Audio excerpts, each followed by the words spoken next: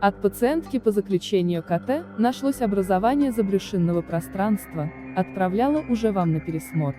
По вашему заключению это конгломерат нормальных петель кишки. На МРТ эту зону вообще никак не описали, прошу пересмотреть, что вы видите. Немного непонятно, почему на КТ это образование накапливает контраст, а на МРТ нет. Вчера еще была телемедицинская консультация у хирургов, и в заключение они пишут новообразование сальниковой сумки. Цистеоденома поджелудочной железы. Вы рекомендовали пройти КТ с пероральным контрастированием, но в данный момент я беременная и сказали, что проходить его нельзя. Прошу пересмотреть эту область на МРТ.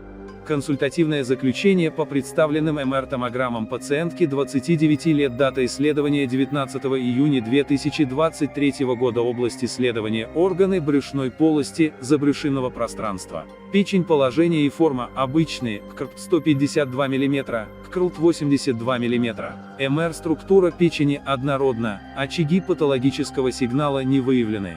Контуры четкие, ровные. Структура паренхимы однородная, диаметр портальной вены 12 мм, структуры ворот печени дифференцированы, внутрипеченочные желчные протоки не расширены, холедах прослеживается на всем протяжении, не расширен, до 5 мм, структура в его просвете однородная, желчный пузырь обычных размеров, перегиб в шейке. МР, признаки наличия конкрементов не выявлены, поджелудочное железо не увеличено, контуры четкие, ровные. МР, структура поджелудочной железы однородна, очаги патологического сигнала не выявлены.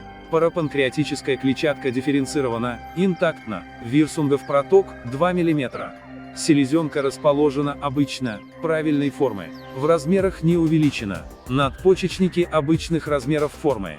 Правая и левая почка нормальных размеров, паренхима однородна, чашечно-лоханочная система не расширена, сосудистая ножка не изменена, паранефральная клетчатка структурна, правый мочеточник не расширен, МР, признаки наличия конкрементов не выявлены.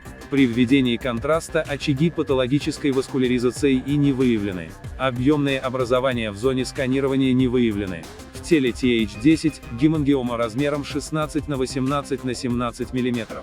Заключение МР, картина перегиба стенок желчного пузыря.